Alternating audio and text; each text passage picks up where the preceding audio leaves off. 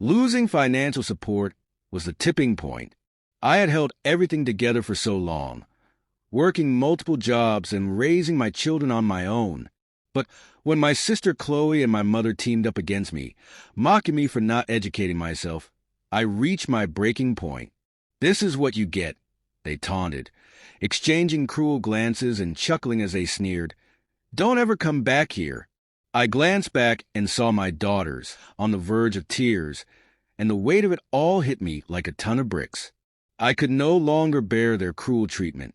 "Fine," I snapped, "but you'll regret this." Their surprise was brief, quickly replaced by dismissive smirks. "Do whatever you want. It doesn't matter to us." They shrugged nonchalantly before Chloe added, "By the way, I'm remarrying someone very successful." That last comment stung, but strangely, it also brought me a sense of relief, a weight lifting from my chest. I grabbed my daughters, and we went inside to pack for an early departure. "You've all been so strong these past 3 months," I reassured them as we gathered our things. The next day, Chloe bombarded me with calls, but I had no desire to answer. Her frantic messages were a stark contrast to the calm confidence I felt in our decision. I was sure we had made the right choice. My name is Layla, and I'm 33 years old. I juggle multiple part-time jobs to provide for my family as a single mother. I met my ex-husband when I was 27. We were colleagues, then partners, and married a year later. My children, my 8-year-old daughter, 7-year-old daughter, 1-year-old son, and my youngest, another 1-year-old son, are my world. Our marriage ended after I discovered his affair during my last pregnancy. One day, I came home early from work to find my daughters upset outside. They were standing in the cold while my ex had invited his new girlfriend into our home, telling the girls to stay outside. They were supposed to come home by 6:10 p.m., as instructed by their school, but they found themselves stranded, confused, and displaced. The betrayal was unbearable. Furious at his blatant disregard for our family, I demanded a separation. Once the divorce was finalized, he signed the papers without resistance, but he refused to pay alimony or child support. He and his girlfriend disappeared, leaving me in financial ruin. The house was his, inherited from his family, so I had no choice but to move out and find a small apartment.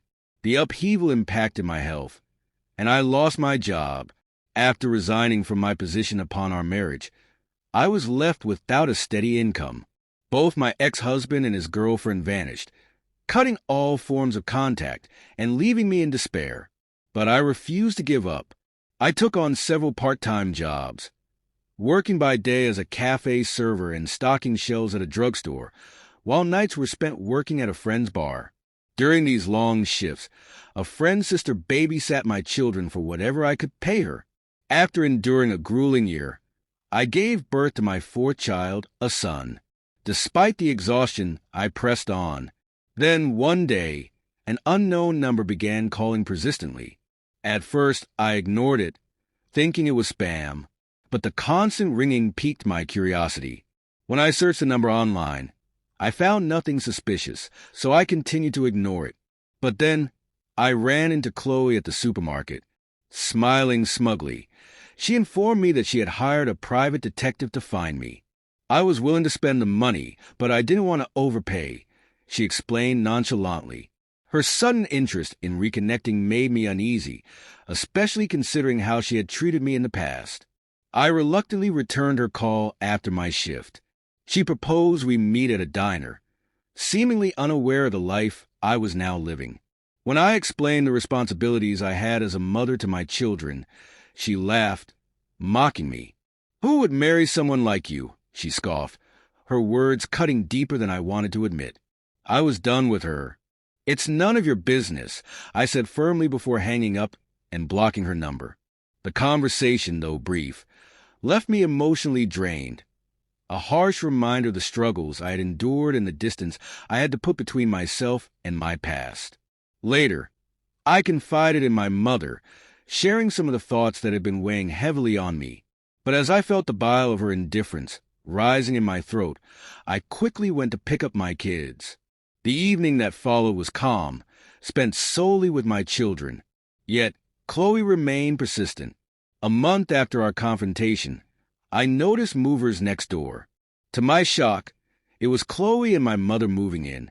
I hadn't spoken to my mother in years, and her disdainful gaze immediately brought back painful memories. With cruel satisfaction, she taunted me, insinuating that my marriage had ended because my husband had cheated, and sneered at my children, calling us ugly ducklings destined to never become swans. I felt a chill wash over me, but I remained calm. I asked her why they had moved in next door. Her response made my blood boil. She had hired a detective to track me down, desperate to get in touch since I had blocked her calls. And now, she expected me to take care of her after all the years of neglect. My anger flared. Why should I care for a mother who was indifferent to me all my life? I demanded, my voice shaking with fury. Chloe grabbed my arm, insisting it was my duty to care for her. But I yanked myself away and locked the door behind me, shutting them out. They knocked insistently, but I ignored them. Inside, my sons provided comfort, one anxious and the other smiling innocently. I reassured them and myself that I would protect them from all of this, that we would be okay, no matter what. As the weight of my responsibilities grew heavier each day, I confided in a close friend from high school. She had always been a pillar of support, and her insight was a rare comfort in my increasingly strained life. A hard-working woman herself, juggling jobs to pay for school while I struggled through life. She offered me an understanding that only someone who had walked a similar path could provide. Despite her own challenges, being part of a supportive family that helped her thrive, she took time to listen to my frustration. When I confided in her about my mother and sister's intrusive behavior, her anger on my behalf was both surprising and validating. She urged me to stand my ground, to ignore their demands, especially since they had mistreated me for so long. Yet, even with her kind words, the relief I felt was fleeting. Returning home to the constant tension between me, my mother, and sister reminded me of how little had changed. It was always the same. Their expectations, their insistence that I had to do more, be more.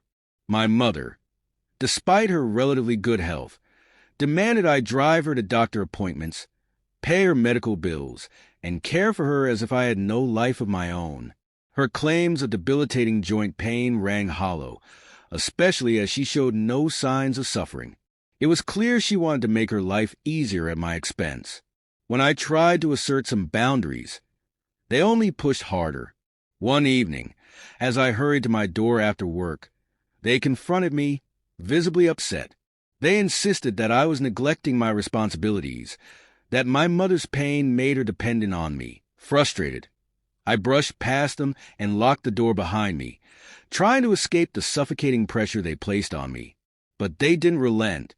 Their shouting continued, escalating until a neighbor presumably called the police. The officers, understanding the situation, advised them to stop harassing me, but the emotional toll of the encounter lingered. Then, things grew even worse. My brother-in-law, who had been staying with Chloe, returned and joined in on the verbal attacks. He mocked me for not having a college degree, as though my worth were defined by academic credentials and not the sacrifices I had made just to get by. Chloe, who had always enjoyed the privilege of a well-supported family life, joined in with her husband, making me feel more like an outsider in my own family. Whenever I stood up for myself, her husband was particularly cruel, telling me to know my place. Despite all of this, my mother's demands only grew more unreasonable. When she broke her leg in an accident and required surgery, she insisted that I pay for it. Her justification, "I took care of you when you were young," felt absurd. Her care had rarely extended beyond the bare minimum, and I was left to navigate the world largely on my own. Chloe, in contrast, had received everything: private schooling, music lessons, tutoring, and a mother who attended every significant event in her life. My own graduation had been a lonely achievement, marked by my mother's absence, and I had been forced to pay for my own tuition and work long hours to support myself. Leaving my childhood home had marked a new chapter in my life, one where I could finally experience freedom. For the first time, I could make my own choices, picking my clothes, deciding how I spent my time. But even in this newfound independence, life wasn't without its struggles. The betrayal of my ex-husband, who failed to contribute to our children's care, seemed insignificant compared to what I had endured from my family. The sting was sharp, though, and I found myself questioning why, after all I had sacrificed, I was still expected to bear the burden of caring for my mother. One day, while standing in line to pay her medical bills, memories of past hurts overwhelmed me. I couldn't do it anymore. I turned and walked out, ignoring my mother's desperate cries as she hobbled after me on crutches.